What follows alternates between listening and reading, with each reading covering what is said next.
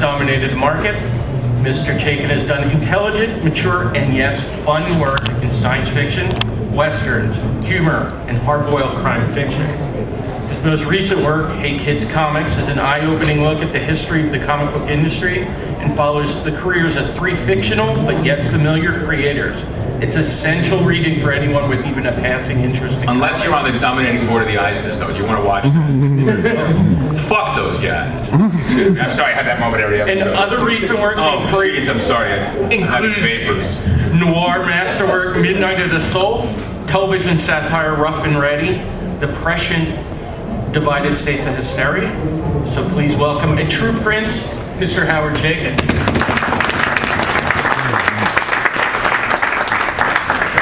Thank you, Rob. That was very kind. So, right off the bat, you describe yourself as a born comic book man. Yes. But not a comic book fan. Right. So, elaborate on the difference. Okay. I discovered comic books at the age of 4. I told the story enough so those of you who heard just fuck it, you're stuck.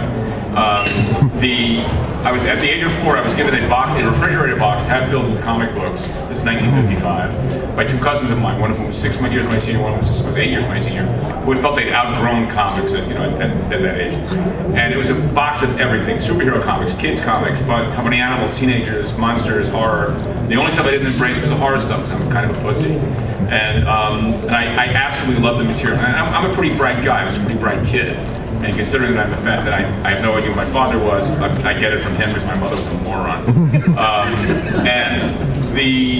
At 4, I fell in love immediately with this material, and I can still bring up the sense memory of the smell of that paper. And I knew instinctually that someone made this, and I wanted to be one of those people who made this. I literally had a career path set 64 years ago. I should explain that I had no talent per se and no particular skill set. I never did really until I hit my late 20s, early 30s. But I had hunger and blind rage, and it sustained me enormously. I come from a very, very bizarre, without being condescending to ethnic backgrounds, I come from a Jewish family with deeply Italian sensibilities. A lot of violence, a lot of punching, a lot of killing, a lot of pain. And comics was a real retreat for me. And what happened was that when I never went to a comic book convention. Comic book conventions used to take place in New York for the 4th of July weekend. And the stringer guy who was stuck working in the city on the 4th of July weekend would always come there for the report. And it was like, can you imagine there are grown women and men reading this shit? That was the subtext of the room. We're usually on ABC TV.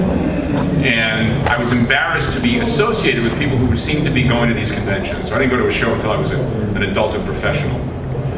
And I made a conscious choice when I got my first professional job. Did they still call it going pro? Because in my time, you went pro. That was it. That was the assumption. That was the phrase one used. And the minute I got my first professional job, I sold every comic book that I owned in my house. I got rid of all my collection. Because I felt there had to be a demarcation point between being an obsessive hobbyist and a professional. I feel that way to this day.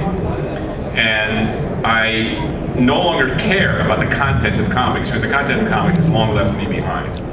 I'm a cross-repulsive guy, Thursday through Sunday. Monday, Tuesday, Wednesday is bullshit. Forget about it. I mean, that's like TV Guide call. You want to do Thursday through Sunday, trust me on this. It's a challenge, but try it. I can usually do the Saturday in 45 minutes, one sitting. No more than 45 minutes in another 15 in 2. Okay? So that's pretty good. It's good. Saturday stuff. I feel about comic books the same way I did back then when I was 4, but more as the experiential and situational, the experience of doing comics has now replaced my enthusiasm for comics as an audience. I love making comics. It is a structural and thought-provoking process that at 68 makes me competitive.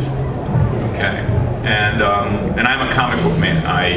My wife has never read a comic book in her life, for which I'm deeply grateful. It means she has no idea what I do for a living, and has no interest in getting into my business, except those occasional times when she has a suggestion. My reaction to that is, mind your own fucking business, you're a nurse.